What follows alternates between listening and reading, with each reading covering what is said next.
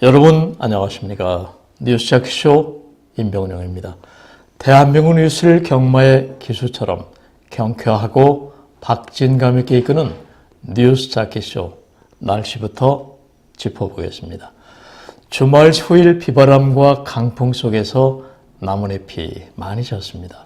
아침 기온도 몸이 오싹해질 만큼 기온이 내려갔죠. 점점 가을 풍경이 찬바람 속에서 겨울에게 손짓을 하고 있는 것 같습니다.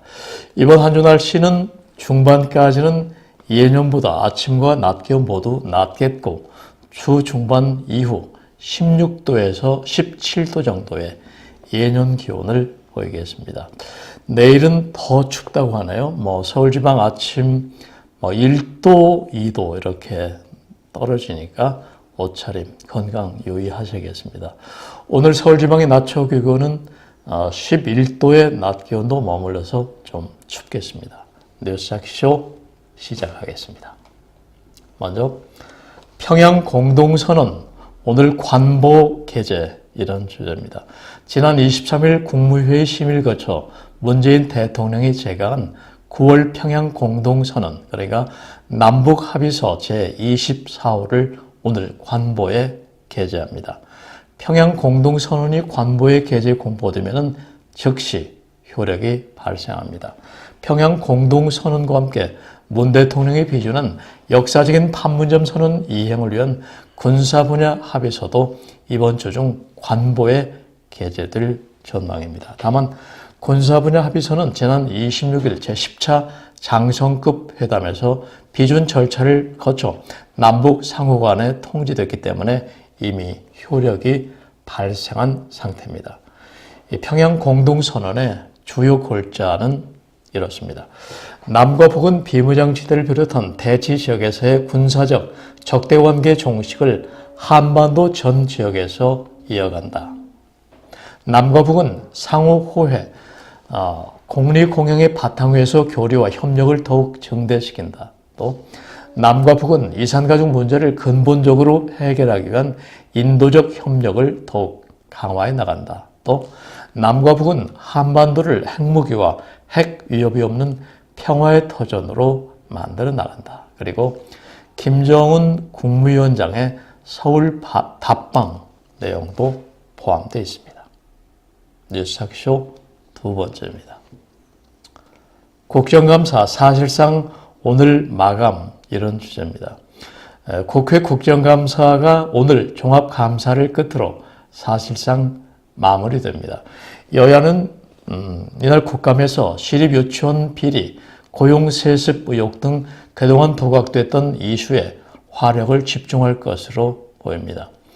정무위원회를 제외한 13개 상임위원회는 오늘 오전 10시부터 각 기관 종합감사를 진행합니다. 정무위원회는 지난 26일 종합감사를 실시한 바 있고 운영정보 여성가족위원회 등 3개의 겸임상임위원회를 제외하고는 국감 일정이 끝나기 때문에 사실상 올해 국감이 종료되는 셈입니다.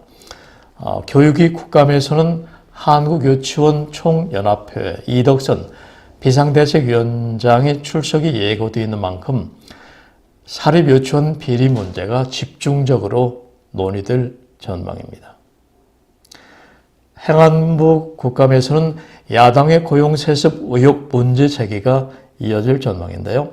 유민봉 자유한국당 의원은 친인척 특혜 채용 비리 의혹이 불거진 서울교통공사 김태호 사장, 전 서울교통공사 인사처장과 현 인사처 실무자 등 3명을 증인으로 신청했고 행안위는 이를 받아들인 상태입니다. 이밖에 문채위 감사 국감에는 김택진 NC소프트 대표가 증인으로 나옵니다.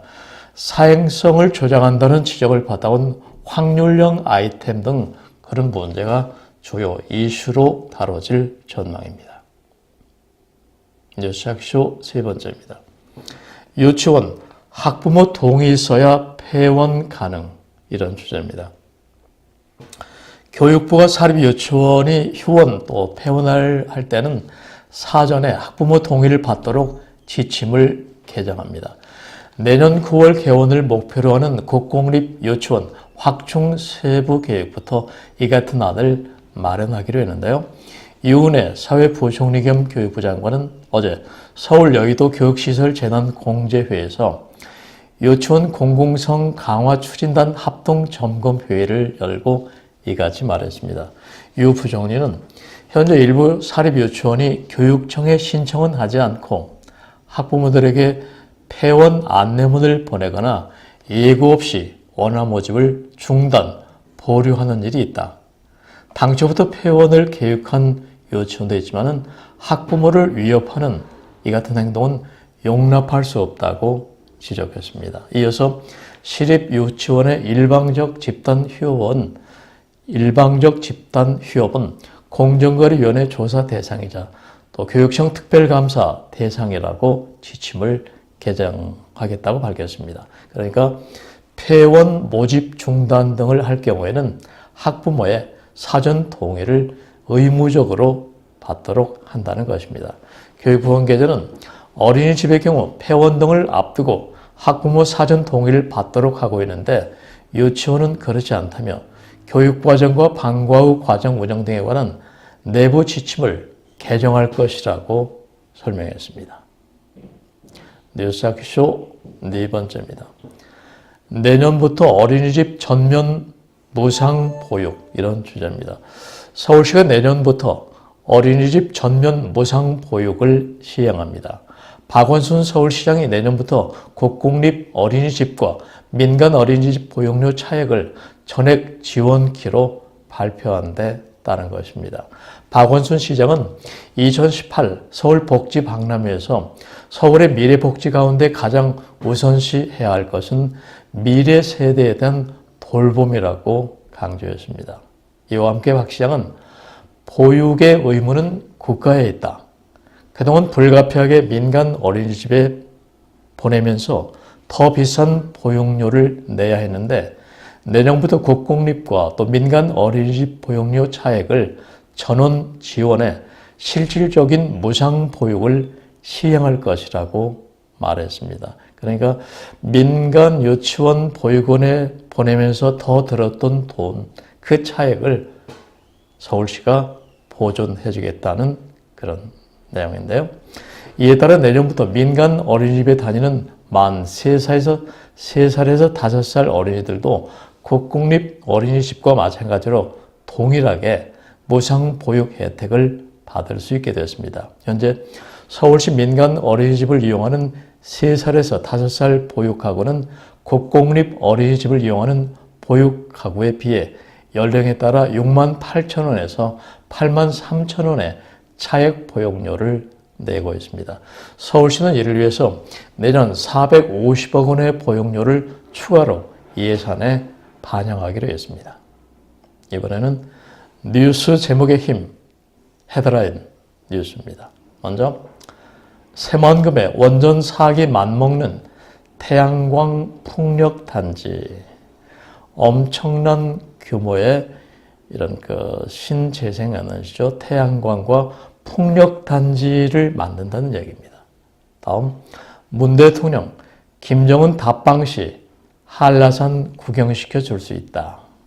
이어서 미국 싱크탱크 미 정부 웃고 있지만은 한국 대북 정책의 분노, 비핵화와 여러 가지 북한 제재에 대한 미국과 한국의 시각이 다르기 때문에 약간의 엇박자가 나고 있는데 미국은 상당히 한국을 좋지 않은 눈으로 보고 있다는 내용입니다. 다음, 권총 대신 완장, 달라진 판문점 공동경비구역, 북경비병. 그러니까 판문점 공동경비구역에서 북한의 경비병이 권총을 빼고 완장만 찬 채 경비에 나섰다는 얘기입니다. 참 세상이 엄청나게 달라졌죠. 장기 실업자 15만, 외환 위기 후 최악. 이어서 북 잠수함들 통해서 여전히 기동 훈련. 끝으로 정부 남북 합의서 오늘 공포. 야, 효력 정지 가처분 신청. 뉴스 제목의 힘, 헤드라인 뉴스였습니다. 이어서 쉬어가는 페이지 시의 언덕길 코너, 오늘은 정희성 시인의 난초란 제목의 시 소개해드리겠습니다. 50줄 내 나의 맑은 어둠을 둘러 어제는 난초잎 한 줄기가 새로 올라왔다. 그 해맑은 수묵색 차분한 그늘을 대불고 나의 잠 속엔 한밤내 벌레가 수런거린다. 난초잎 한 줄기를 바라보고 있으면 아닌 밤 잠마저 외롭다. 사람의 나이 50줄이면은 중후반으로 접어들었죠. 난초를 키우는 시인은 그 난초에서 새 잎이 이렇게 솟아 올라오는 걸 보면서 자신의 삶을 돌아보고 있습니다. 시 표현 중에 대불고 또 수론거린다 이런 사투리의 구수한 맛도 있죠. 시 언덕길 오늘은 정희성 시인의 난초란 시 소개해드렸습니다. 이번에는 생활뉴스, 문화뉴스 두 가지입니다. 먼저 전국 땅값 3.3% 올랐다 이런 주제입니다. 전국의 땅값이 올해 3분기 누적 기준으로 3.3% 상승하면서 상반기에 이어서 10년대 최대 상승률을 이어갔습니다. 다만 지역 경기 침체에 따른 부산, 울산, 경남 지역의 매매 거래 감소로 토지 거래량은 감소했습니다. 국토교통부에 따르면 올해 3분기까지 전국 땅값은 3.33% 올라 작년 3분기 누계 2.92% 대비 0.41%포인트 상승했습니다. 이는 같은 기간 소비자 물가 변동률 1.47%보다 높은 수준인데 지난 2008년 3분기 상승률 3.93%를 기록한 이후 가장 큰 폭입니다. 전국 17개 시도의 땅값이 모두 상승한 가운데 세종이 5.42% 올라 가장 큰 폭의 상승률을 기록했습니다. 이는 주요 도심에서 재개발, 재건축 등의 정비 사업이 활발하게 진행된 데다 또 각종 개발 사업에 토지 수요 증가가 더해지면서 땅값이 올랐기 때문인데요. 시군 구별로 보면은 올 들은 남북관계 개선 기대감에 따른 투자 수요 증가로 경기 파주시 또 강원 고성군이 여전히 높은 땅값 상승률을 이어갔습니다. 생활뉴스 두 번째입니다. 제주, 순천, 창녕, 인제, 람사르 습지 도시로 선정돼 이런 내용입니다.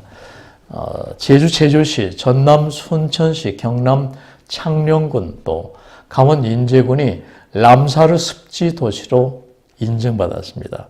환경부에 따르면 아랍에미리트 두바이에서 열린 제13차 람사르 협약 당사국 총회에서 제주, 순천, 창녕, 인제 등 우리나라 4곳을 포함해 전 세계 7개국 18곳이 람사르 습지 도시로 인증을 받았습니다. 이 람사르 습지 도시는 우리나라가 2011년 처음으로 제안한 뒤 튀니지와 공동 발의한 제도인데요. 2015년 우루과이에서 열린 제12차 람사르 총회에서 채택됐습니다. 이 같은 인증은 습지를 보존하고 현명하게 이용하는 도시 또는 마을을 3년마다 결정해서 람사르 총회에서 인증을 받는 그런 제도입니다. 뉴스아키쇼 이제 마무리 순서입니다.